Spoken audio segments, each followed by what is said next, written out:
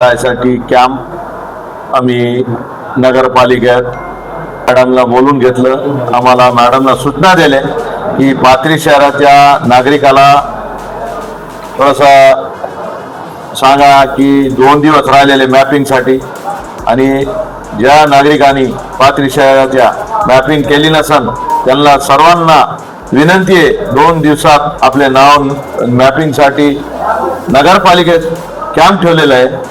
सर्वांनी सगळ्याला विनंती करतो की सगळ्यांना आपले नाव नोंदणी करण्यासाठी मॅपिंग करण्यासाठी नगरपालिकात 29 BLO ठेवलेले आपण पाथरी शहराच्या नागरिकांनी इथं नाव मॅपिंग करून घेणार हे नम्र विनंती। घाबरू नका, तुमचा जर 2002च्या नाव यादीमध्ये नाव नाही आलं असा विचार करू नका की आपलं नाव 2002च्या यादीत नाव आलं नसलं तर त्याला फॉर्म नंबर 6 आहे, आणि ते फॉर्म नंबर 6 पडताळणीचा आहे।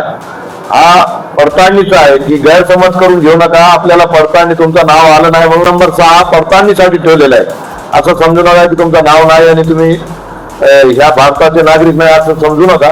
तुम्ही कुठंच ना कुठं नाव तुमच्या आईचा, तुमच्या आजोबाचा कुठंतरी त्याला लावून मॅपिंग करता येते। पूर्वतयारी संदर्भात आपण पाथरी विधानसभा मतदारसंघांतर्गत पाथरी शहरातले जे 29 BLO आहेत त्यांचा एक कॅम्प लावण्यासाठी आम्ही अध्यक्ष महोदयांना विनंती केली होती। त्यांनी आमच्या विनंतीचा लगेच मान स्वीकारून आम्हाला इथं कॅम्प लावलेला आहे, आणि त्याची पूर्वतयारीचं जे काही मॅपिंगचं काम आहे ते आता इथे चालू झालेलं आहे।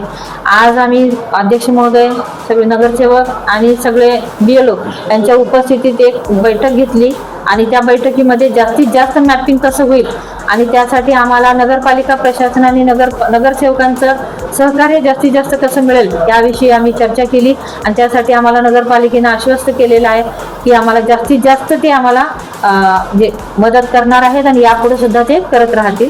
त्यासाठी मी नगरपालिका प्रशासनाची आभार व्यक्त करते आणि सर्वांना आवाहन करते की आपण जास्तीत जास्त या BLOंच्या मार्फत मॅपिंग करून घ्यावं। 2002च्या यादीत नाव जरी मिळालेलं नसेल तरी अशा मतदारांच्या बाबतीत आपण एक वेगळी यादी करून जेव्हा याचं प्रत्यक्ष काम सुरू होईल त्यावेळेला आपण त्यांचे जे काही प्रोसिजर आहेत त्यांचे फॉर्म भरून घेणे, त्यानंतर सुनावण्या घेणे, हे सगळं आपण रितसर काम करणार आहोत।